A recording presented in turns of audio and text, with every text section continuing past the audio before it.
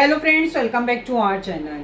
Friends, ऐसे बहुत से टैक्स पेयर हैं जो ये जानना चाहते हैं कि अगर उन्होंने last year old tax regime में अपनी इनकम टैक्स की रिटर्न को फाइल किया था तो क्या वो इस साल न्यू टैक्स रिजीम में अपनी इनकम टैक्स की रिटर्न को फाइल कर सकते हैं।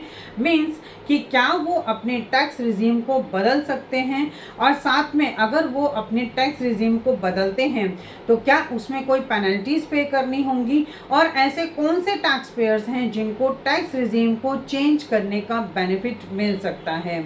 फ्रेंड्स, इनकम टैक्स डिपार्टमेंट के थ्रू जनवरी 2025 में एक ब्राउचर इशू किया गया है जिसमें टैक्स पेयर की इस कंफ्यूजन को दूर किया गया है।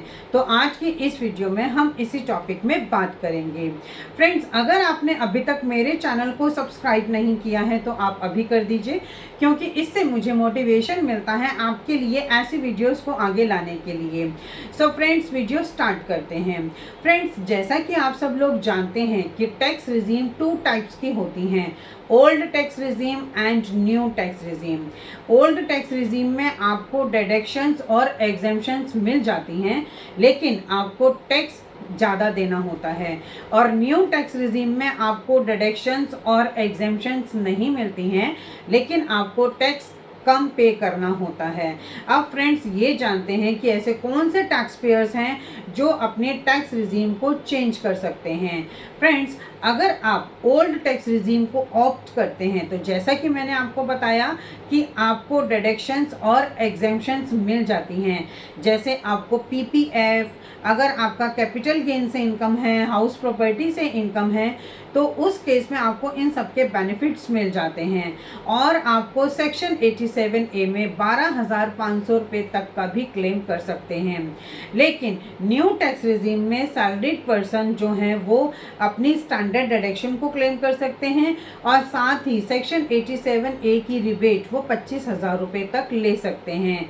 और फ्रेंड्स, जो सैलरीड पर्सन है वो अपनी स्टैंडर्ड डिडक्शन 75,000 रुपये तक का क्लेम कर सकते हैं।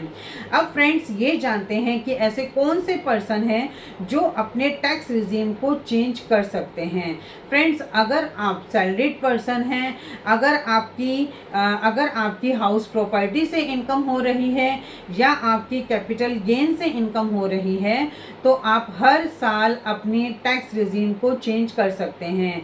ओल्ड टैक्स रिजीम में जो आपको डिडक्शंस मिलती हैं वो आपको, अगर आपने कहीं पे डोनेशन दी है तो आपको ATG की डिडक्शन मिल जाती है। अगर आपके पास कोई भी पीपीएफ अकाउंट है तो उसका बेनिफिट मिल जाता है। इस तरह आपको जो है LIC का बेनिफिट आपको ओल्ड टैक्स रिजीम में मिल जाता है। बट ये सारे बेनिफिट्स, ये सारी डिडक्शंस, ये सारे एग्जेम्पशंस आपको न्यू टैक्स रिजीम में नहीं मिलते हैं। फ्रेंड्स, अगर आपकी बिजनेस से इनकम है तो उस केस में आप अपने टैक्स रिजीम को चेंज नहीं कर सकते हैं। अगर आप सैलरीड पर्सन हैं और आप एज अ फ्रीलांसर कहीं पे काम कर रहे हैं तो भी आपकी बिजनेस इनकम ही काउंट की जाएगी, और उस केस में आप अपने टैक्स रिजीम को चेंज नहीं कर सकते हैं।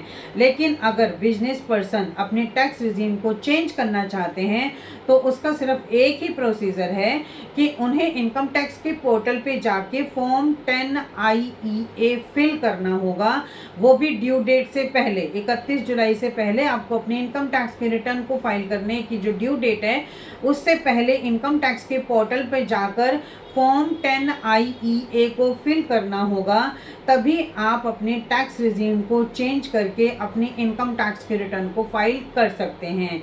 लेकिन अगर आप सैलरीड पर्सन होते हैं तो उस केस में जब आप अपने इनकम टैक्स के रिटर्न को फाइल करते हैं तो इनकम टैक्स के फॉर्म पर ही आप चूज़ कर सकते हैं कि आप ओल्ड टैक्स रिजीम में अपने इनकम टैक्स के रिटर्न को फाइल करना चाहते हैं या फिर आपको न्यू टैक्स रिजीम में अपने इनकम टैक्स के रिटर्न को फाइल करना है। फ्रेंड्स, ये है कि अगर आप बिजनेस करते हैं तो आपको ड्यू डेट से पहले, यानी कि 31 जुलाई से पहले इनकम टैक्स के पोर्टल पे जाके फॉर्म 10IEA फिल करने के बाद ही आप टैक्स रिजीम को चेंज कर सकते हैं। सो फ्रेंड्स, आई थिंक ये इन्फॉर्मेशन आपके लिए काफ़ी यूज़फुल होगी। इसी तरह की इन्फॉर्मेटिव वीडियोस को कंटिन्यू देखने के लिए आप हमारे YouTube channel and WhatsApp channel Protex corporate solutions Vandana Raheja को सब्सक्राइब, लाइक एंड शेयर करना ना भूलें। Thank you.